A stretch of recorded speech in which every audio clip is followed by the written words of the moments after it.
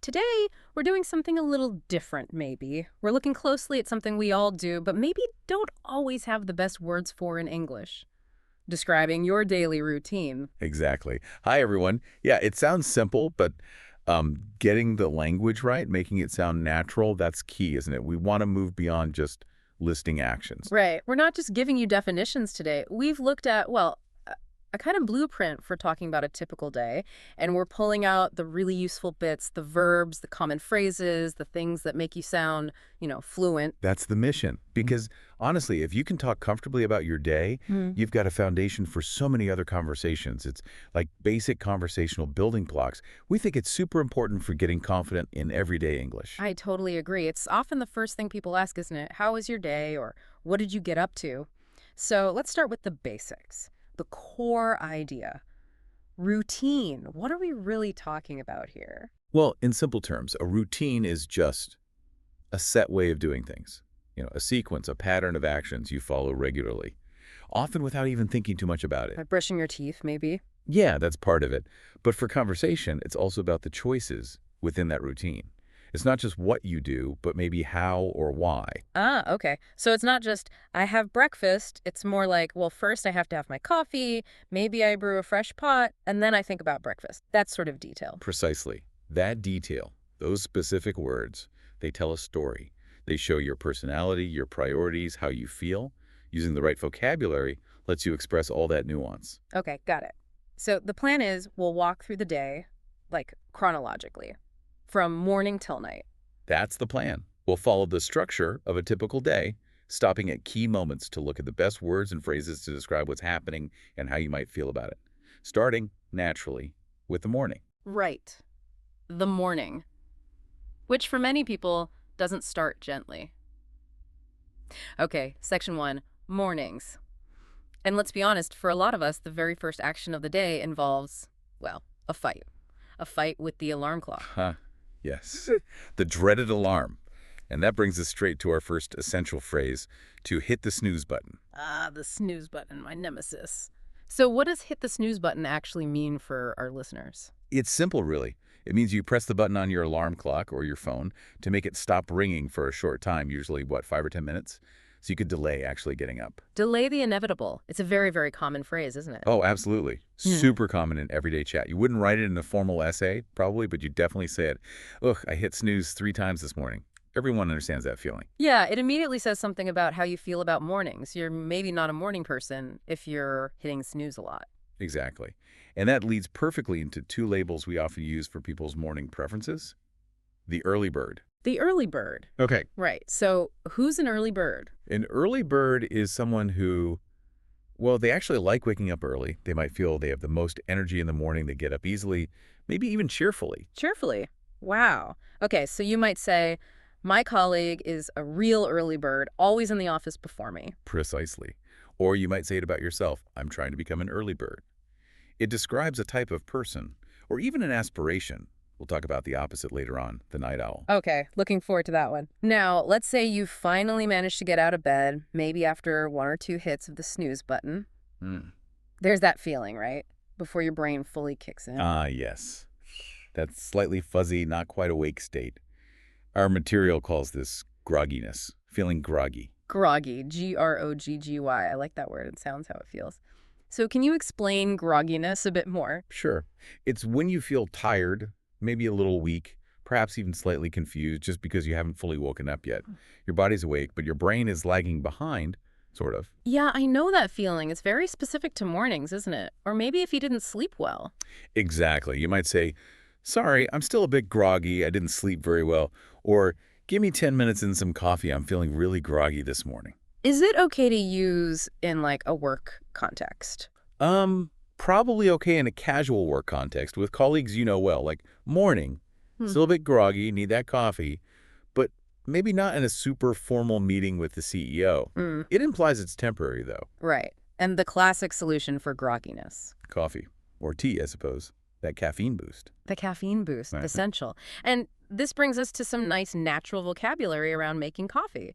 Instead of just saying, make coffee, what's a better phrase? A really common and natural one is to brew a fresh pot. Brew. B-R-E-W. Yeah. Like brewing beer, but for coffee or tea. Exactly. Brew suggests a bit more care, maybe a process. Putting the coffee grounds in, pouring the water, waiting for it. It sounds a bit more involved and perhaps more appreciative than just making it.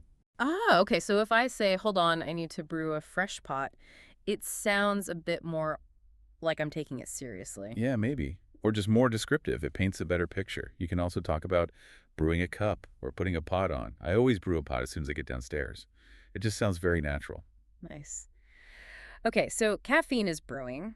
We're starting to feel slightly less groggy. What happens next as we ease into the workday, maybe? There's often a choice, isn't there? A good habit versus a maybe less good one. Yes, the material points this out clearly. The bad habit lots of us have is immediately checking emails or scrolling through social media on our phones. Guilty. Why is that maybe not the best start? Well, it means you're letting other people's demands, or whatever happening online, dictate your first thoughts and energy of the day, rather than focusing on your own priorities. It's reactive, not proactive. Okay, that makes sense. So what's the more productive strategy? The productive approach, often recommended, is to tackle your most important task first. Tackle. Tackle, like in sports, like tackling someone in rugby or American football. Sort of, yeah. It has that same sense of confronting something directly, dealing with it with energy and determination. When you tackle a task, you're not just doing it. You're actively taking on something that might be difficult or require focus. So it implies effort. I wouldn't tackle making toast, but I might tackle writing a difficult report. Exactly. You tackle problems, challenges, big tasks. I need to tackle my inbox this morning, or let's tackle this project plan first. It suggests you're being proactive and dealing with the important stuff head on. And the goal of tackling things early is to be productive. What does productive mean in this context? Productive just means you achieve a lot, you get good results for the time and effort you put in. So if you tackle your main task before lunch, you feel like you've had a productive morning. You've made good progress. Right, that feeling of accomplishment early on. But what if you don't tackle things? What if you check emails, feel a bit overwhelmed, maybe didn't get enough sleep? How might you feel physically? Then you might feel sluggish. sluggish. Sluggish, another great descriptive word. What's that like? Feeling sluggish is feeling slow, lacking energy, maybe moving without much enthusiasm, like you're wading through mud, almost. It can happen if you've been sitting too long, or haven't eaten well, or just feel generally low on energy. Okay, so groggy is more about waking up, sluggish is more about low energy during the day. Generally, yes, though you could feel both. And to combat that sluggish feeling, especially in the morning, people often do some kind of movement. Like exercise? Could be. The material mentions going for a run or maybe doing a quick yoga session, and a key part of that is often just to stretch out. Stretch out, so like literally stretching your muscles. Yep, exactly that. To stretch your body, maybe after waking up to loosen up or after sitting for a while. It's a simple phrase, but very common. I need to stretch out my back, or I always stretch out before a run. Gets the blood flowing, fights off the sluggishness. Makes sense. Yeah. Okay, so we've woken up, maybe stretched, tackled a task. What about breakfast? Breakfast decisions often depend on how much time you have, right? If you're running late, maybe because of that snooze button, you might just grab a quick bite. Grab a quick bite. That sounds very fast. It is. It means to eat a small, fast meal. Something easy, maybe a banana, a cereal bar, a piece of toast you eat while standing up or on your way somewhere. It implies speed and informality. So the opposite of sitting down for a big cooked breakfast. Definitely. Yeah. I didn't have time for a proper breakfast, so I just grabbed a quick bite. Yeah. Tells the listener you were rushed. Okay. And then the final step of the morning routine, actually starting work or leaving the house. Like the transition point. You either head out the door if you're commuting to an office or school. Head out the door, meaning leave the house. Yep. Or if you work from home, you log on to the computer or log into your work system. Log on to the computer. Simple, clear. Okay. And those phrases basically signal the end of the getting ready part of the morning and the beginning of the main workday, which takes us nicely into our next section. Perfect. So the morning grind is done. Now for the middle of the day. All right, section 2. We're into the workday proper now. Maybe we tackled a big task this morning. Feeling pretty good, pretty productive. Hopefully. And the source material actually suggests being strategic about when you do your hardest work. It points out that many people have their peak energy levels, their best focus, in the late morning. Oh, interesting. Like between 10 a.m. and noon, maybe? Something like that, yeah. So the really efficient people might schedule their most demanding meetings or tasks for that window to take advantage of that natural high point in their energy. It's about knowing your own rhythm. Working with your body clock, not against it. I like that. But Yeah. even if you have a great morning, there's something lurking in the afternoon, isn't there? Something many of us experience. Ah, yes. The unavoidable, the dreaded afternoon slump. The afternoon slump. Everyone knows this one, right? But let's define it clearly. What is it? It's that period, typically sometime after lunch, maybe around 2 or 3 p.m., when your energy levels just plummet. They drop suddenly. You feel tired, maybe sleepy, your brain feels foggy, concentration dips. Yeah, that 2.30 feeling. Why is having this specific phrase, afternoon slump, so useful in conversation? Because it frames it as a common, almost external phenomenon. It's not just "I felt tired," saying "I hit the afternoon slump" shows you've recognized it's a normal part of the daily energy cycle for many people. It makes it relatable. Right. It's not a personal failing, it's just the slump. And if you know it's coming, you can plan for it, maybe. What does the material suggest as a way to fight it? A really good physical strategy is taking a brisk walk. Brisk. B-R-I-S-K. What makes a walk brisk? Brisk means fast, energetic, purposeful. It's not a slow, leisurely wander. It's walking quickly enough to get your heart rate up a bit, get the blood flowing, maybe get a bit of fresh air. Okay, so the brisk part is important. It's meant to wake you up, right? Exactly. The idea is that a short, brisk walk can interrupt that feeling of lethargy, clear your head, and help you get over the slump. I find a 10-minute brisk walk really helps beat the afternoon slump. Good tip.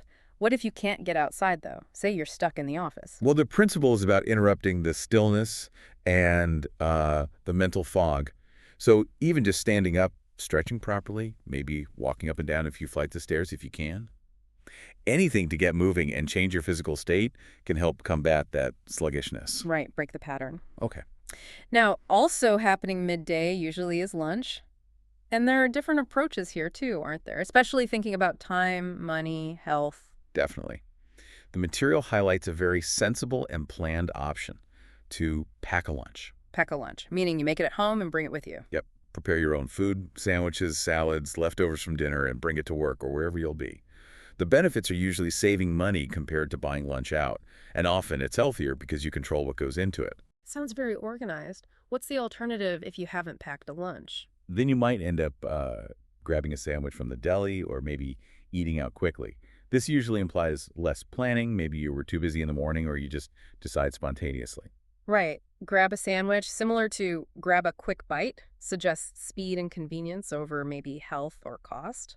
Often, yes. It's about fitting lunch into a busy schedule. Hmm. And sometimes people try to be really efficient with their lunch prep, using it for more than just eating. Like doing other little jobs. What's the phrase for that? That's running errands. ERRANDS, errands. Running errands. Okay, what counts as an errand? Errands are typically small, necessary tasks you need to do outside of your main work or home activities. Things like going to the post office, picking up dry cleaning, popping into the bank, maybe grabbing a few things from the pharmacy, short, practical tasks. I see. So using your lunch break to run errands is a way to be efficient, right? Get those little things done so they don't eat into your evening. Exactly. It's multitasking, essentially, making the most of that break time. You might say, I usually run a few errands during my lunch hour to save time later. It shows you're trying to manage your time effectively. Which connects to that bigger goal we hear about a lot, trying to keep a good work-life balance. Precisely. Managing things like errands efficiently helps protect your personal time later on. Now, as the afternoon wears on and we're thinking about finishing the workday, there's some specific vocabulary for closing things off professionally. Okay, like what? Well, one crucial action, especially in many office jobs, is following up. Following up. FOLLOWINGUP. What does that mean? To follow up means to check on something you did earlier, or to make sure a task was completed, or to get an answer you were waiting for. It's about ensuring things aren't forgotten or left incomplete. Okay. So like calling a client back after sending them information, or sending another email if someone hasn't replied. Exactly those things. I need to follow up on that email I sent yesterday. Or, did you follow up with the supplier? It's about closing loops, making sure communication is complete and actions are tracked. Very important for seeming organized and reliable. Got it. And once you've done your follow-ups, what's the process of actually finishing for the day called? That's often described as winding down your work tasks. Winding down. windingdown. Like a clock winding down. Yeah, it has that sense of gradually slowing down and coming to a stop. It's not just abruptly shutting your laptop. It's the process of easing out of work mode. So what might that involve? It could be things like answering the last few non-urgent emails, maybe tidying your desk or your computer files, checking your calendar for the next day, perhaps making a quick list of priorities for tomorrow morning. Ah, so it's about creating a smooth transition out of work. Exactly. It's deliberate. You're consciously reducing the intensity, wrapping things up neatly so you can mentally switch off from work more easily. It's a key part of protecting that work-life balance we mentioned. Makes perfect sense. Winding down helps you leave work at work. That's the goal. And that brings us to the end of the workday and into the evening. Okay, section 3. Work is finished. Maybe you've headed out the door or logged off the computer. You're back in your personal time. But the day's duties might not be over quite yet, right? Huh. Usually not. As soon as you get home or transition into home mode, you're often faced with chores. C-H-O-R-E-S. Chores. A word many people don't love. What exactly are chores? They're those small, regular, often slightly boring tasks that need doing around the house to keep things running. Things like loading or unloading the dishwasher, doing a load of laundry, maybe tidying up, taking out the rubbish. The essential maintenance of life. Pretty much. They're necessary, but not always enjoyable. So in describing your evening routine, you might say, after dinner, I usually do a few chores. Usually. But sometimes you just don't have the energy, right? What's the vocabulary for delaying those chores? That's when you put off the chores. Ah. Put off. P-U-T-O-F-F. Put off, meaning to postpone, to delay doing something. Exactly. It's the classic word for procrastination. You decide to do it later, maybe tomorrow, maybe the weekend, usually because you don't want to do it right now. We all do that. I was going to clean the bathroom, but I put it off. Or I keep putting off sorting out that cupboard. Yes, you can put off tasks, decisions, appointments, anything you're avoiding. It's very common to talk about putting off chores until you have more time or energy. Okay. So chores are either done or put off. What about food? Dinner time. If you're not making a big fancy meal, what's a quick, easy way to talk about preparing food? The great casual phrase is to whip up something simple. Whip up. W-H-I-P-U-P. Like whipping cream. Yeah, it has that sense of speed and lightness. To whip up food means to prepare it quickly and without much fuss or effort. Usually implies a fairly simple dish. So you'd whip up some pasta or an omelet or a quick stir fry. Exactly. I didn't have much time, so I just whipped up some scrambled eggs. Or let's just whip up a quick salad. It suggests efficiency in the kitchen, especially when you're tired after work. You wouldn't usually say you whipped up a complex roast dinner that took hours. Got it. Quick and simple. So dinner's done. Chores are dealt with one way or another. Now it's time for proper relaxation, right? Yes. Time to unwind. And there's some fantastic, very natural vocabulary for this. The first one describes pure, passive relaxation, to veg out on the sofa. Veg out. V-E-G-O-U-T, like become a vegetable. Kind of, yes.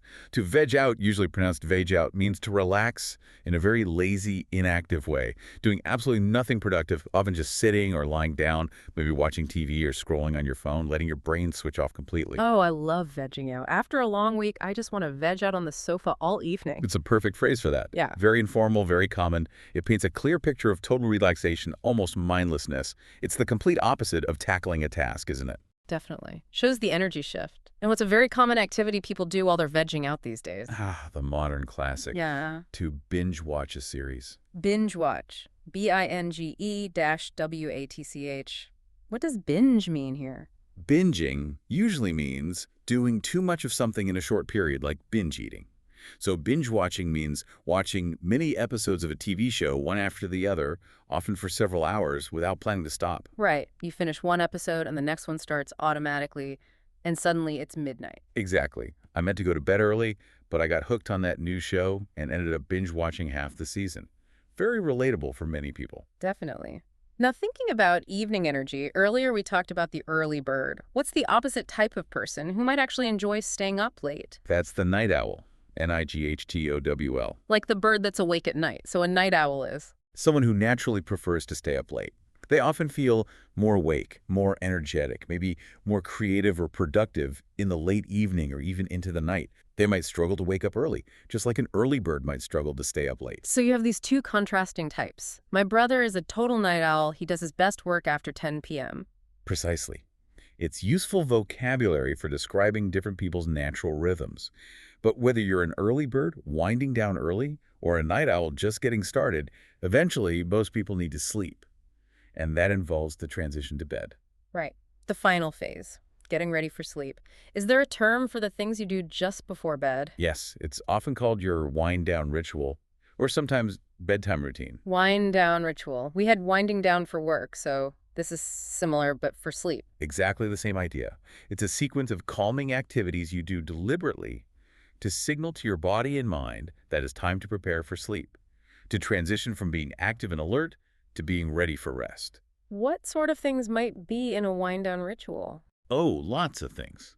The material mentions reading a chapter of a physical book, not on a screen, maybe listening to calm music, meditating, having a warm drink like herbal tea, and crucially, it often involves avoiding screens, especially phones. Ah, yes, the blue light problem. The source mentions staying off your phone for at least 30 minutes before trying to sleep. That's a common recommendation, yes. The goal of this whole ritual is to make the process of falling asleep easier and more natural. And what's the phrase for that gentle process of falling asleep? A lovely, gentle phrase is to drift off to sleep. Drift off. D-R-I-F-T-O-F-F. Like a boat drifting on water. Yes, it has that sense of slow, easy, gradual movement into sleep. It's peaceful. It's the opposite of, say, crashing out from exhaustion, which implies falling asleep very suddenly and heavily. You want to drift off. I read for about 20 minutes and then I usually just drift off. That sounds nice and calm. It does. And the ultimate aim of the whole day's routine, from that first alarm until drifting off, is to get enough. What's the final key term for sleep? Ugh, a great informal one. Shut-eye. S-H-U-T-E-Y-E. Shut-eye. It just means sleep. Yeah. It's a very common, casual, slightly fun way to talk about it. So instead of just saying, I need more sleep, you could say, I need to get more shut-eye. Exactly. Or, how much shut-eye did you get last night? Or, make sure you get at least 7 hours of shut-eye. It's simple, effective, and sounds very natural in conversation. Perfect. So from hitting the snooze button all the way to getting enough shut-eye, we've covered the whole day. We have indeed. The full cycle, with hopefully lots of useful language along the way. #outro. Wow, okay. So that was quite the journey through the day, wasn't it? We really unpacked the language, the vocabulary architecture, you could say, talking about a daily routine. We really did. And hopefully it's clear now how using these specific phrases, not just basic verbs, can make your description so much richer and more natural sounding. It's all about those energy shifts and the choices you make. Yeah, absolutely. We started with that morning battle, hitting the snooze button, feeling groggy, needing that caffeine boost, maybe brewing a fresh pot. Right. And then the difference between just doing tasks and really deciding to tackle the important stuff first to feel productive, and knowing those useful words like sluggish or stretch out. And we talked about fighting the afternoon slump, maybe with a brisk walk, and making choices about lunch, like packing a lunch versus grabbing a bite. And those useful phrases like running errands. Plus the professional wrap-up vocabulary, remembering to follow up, and the importance of winding down your work to maintain that work-life balance. Then into the evening, dealing with chores or maybe putting them off, deciding whether to whip up something simple or just veg out on the sofa, perhaps binge watching a series. And understanding if you're more of an early bird or a night owl, and the importance for everyone of having that wind-down ritual to help you drift off to sleep and get enough shut-eye. So for everyone listening, especially if you're learning English and want to sound more natural, the best thing you can do now is use it. Absolutely. Try it out today or tomorrow. When you talk about your day, or even just think about it, try swapping a simple word for one of these richer phrases. Did you tackle a task? Did you grab a quick bite? Are you planning to veg out later? Using them straight away really helps them stick in your mind, doesn't it? It's the fastest way to make them part of your active vocabulary. Okay, so here's a final little thought to leave you with. We've seen how talking about your routine is about describing energy changes and the choices you make, like choosing to be productive versus choosing to relax. Think about your day today. Which part could you describe more accurately or naturally Now, using a word or phrase we discussed, was there a moment you tackled something or put something off or really needed to wind down? Yeah, reflect on that connection between what you did, how you felt, and the language you can now use to express it. We really hope this deep dive has given you some practical tools to talk about your everyday life with more confidence and fluency. Thanks so much for joining us for this deep dive. Yes, thanks for listening. Hope to chat again soon. Bye for now.